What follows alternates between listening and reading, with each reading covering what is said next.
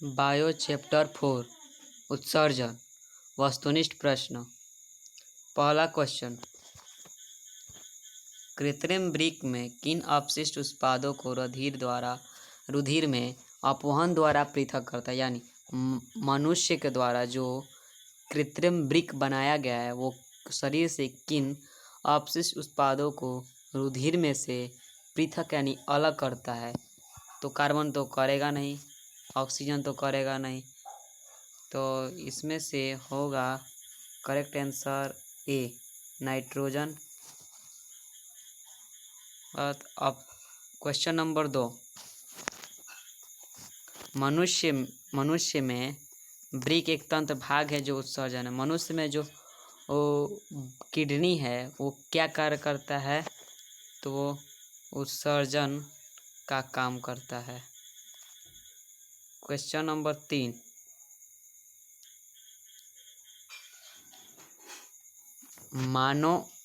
मानो डायलिसिस थैली है, मानो में डायलिसिस थैली है तो nephron. Option number A.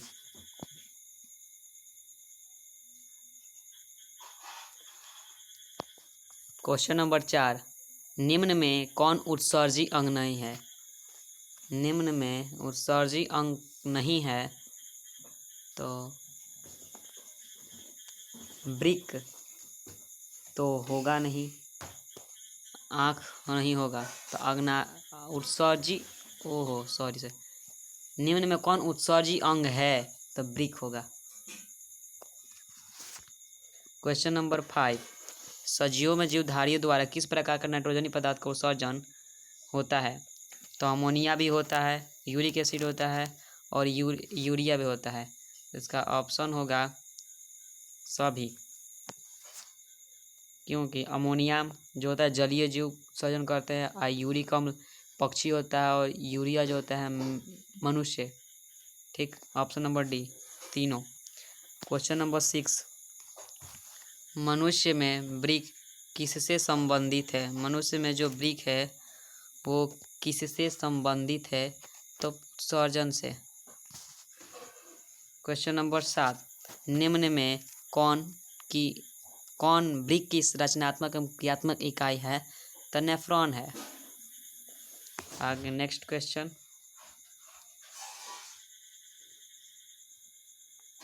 Protozoa उत्सर्जी पदार्थों का निष्कासन कैसे करता है? तो प्रोटोजोआ होता है उत्सर्जी पदार्थ का निष्कासन विसरण प्रक्रिया द्वारा करता है। क्वेश्चन नंबर 9, मानव गुर्दे का आकार होता है? तो मानव गुर्दे का आकार तो सेम के बीज के आकार का होता है। अब क्वेश्चन नंबर 10, निम्न में कौन हेट्रोक्राइन ग्रंथि है? तो वृषण। क्वेश्चन नंबर 11, मानव मूत्र में यूरिया की प्रतिशत की मात्रा होती है तो 2% होती है। क्वेश्चन नंबर 12, पौधों में उत्सर्जी पदार्थ होते हैं तो गोंद भी होता है, टेनिन भी होता है और रेजिन भी होता है। तो इसका ऑप्शन होगा डी, इनमें से सभी। मूत्र का पीला रंग किस वर्ण के कारण होता है? तो यूरोक्रोम के कारण। क्वेश्चन नंबर 14, डायलिसिस मशीन द्वारा रक्त का शुद्धिकरण की प्रक्रिया कहलाती है?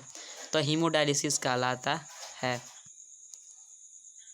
क्वेश्चन नंबर 15, गुर्दे में उत्पादित यानी किडनी में उत्पादित मूत्र अस्थायी रूप से अस्थायी रूप से संग्रहित होता है तो मूत्राशय में। Option number D. 16 number, lactis कनेर पाया जाता है तो कनेर में पाया जाता है। Option number C answer.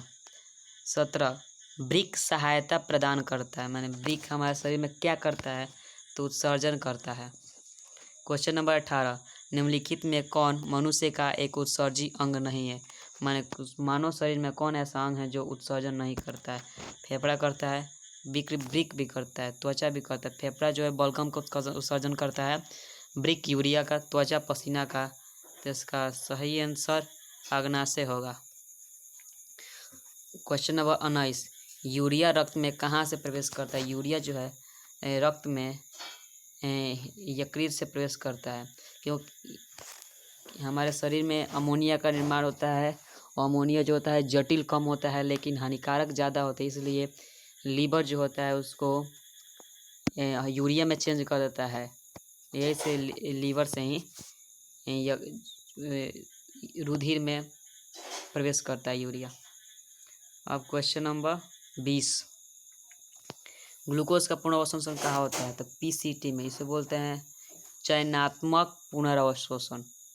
Option number है 21 नंबर क्वेश्चन, विभिन्न क्रियाओं के फलस्वरूप बने हानिकारक पदार्थ को शरीर से बाहर निकालने के तंत्र को कहते हैं? तो उत्सर्जन तंत्र कहते हैं। बबूल के पौधों में मुख्यतः कौन से औषधीय पदार्थ होते हैं? बबूल के पौधों में मुख्यतः कौन से औषधीय पदार्थ होते हैं? तो क्वेश्चन का इस होगा डी आंसर।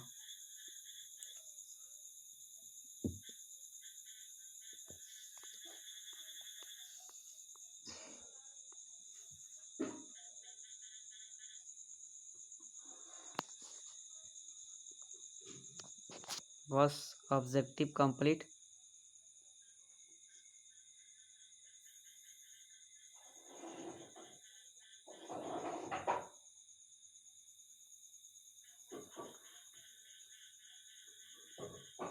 ऑब्जेक्टिव कंप्लीट ज़्यादा नहीं था तो